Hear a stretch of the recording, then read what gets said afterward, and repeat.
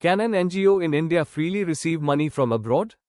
Or can the government regulate foreign funding in the interest of national security? That's exactly the question at the heart of a recent Supreme Court hearing on the Foreign Contribution Regulation Act, better known as the FCRA. The court's observations have once again brought attention to one of India's most important laws governing foreign funding. But what exactly is FCRA, and why does it matter?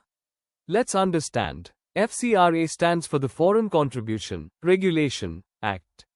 It is the law that regulates how individuals, associations and non-governmental organizations, or NGOs, receive and use foreign contributions in India.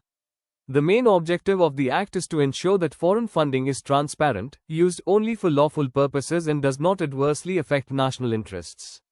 The present law is the Foreign Contribution Regulation Act 2010, which replaced the earlier 1976 legislation. It was further strengthened through amendments in 2020 to improve oversight and compliance. So why does India regulate foreign funding in the first place? The government says regulation is necessary to ensure transparency, financial accountability and protection of national security.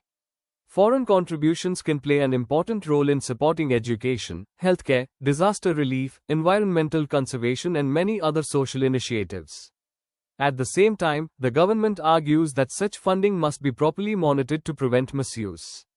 And before we continue, if you enjoy important facts about governance, the Constitution and current affairs explained in a simple way, make sure to subscribe to the channel.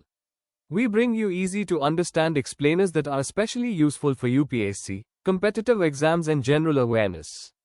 Now, not every organization can automatically receive foreign contributions. Many NGOs, charitable institutions, educational organizations and research bodies require FCRA registration or prior permission, depending on the circumstances prescribed under the law. The Act also places restrictions on certain categories of persons, including political parties, election candidates, judges, government servants and some other entities specified under the Act. So what was the Supreme Court emphasizing? The court highlighted the need to maintain a constitutional balance. On one hand, the state has a legitimate responsibility to regulate foreign funding, ensure transparency and protect national security. On the other hand, these powers must always be exercised according to the Constitution, due process and the rule of law. In simple terms, regulation is important, but it must remain fair, lawful and consistent with constitutional principles. For competitive exam aspirants, remember these important terms. FCRA, foreign contribution, NGO, transparency, accountability,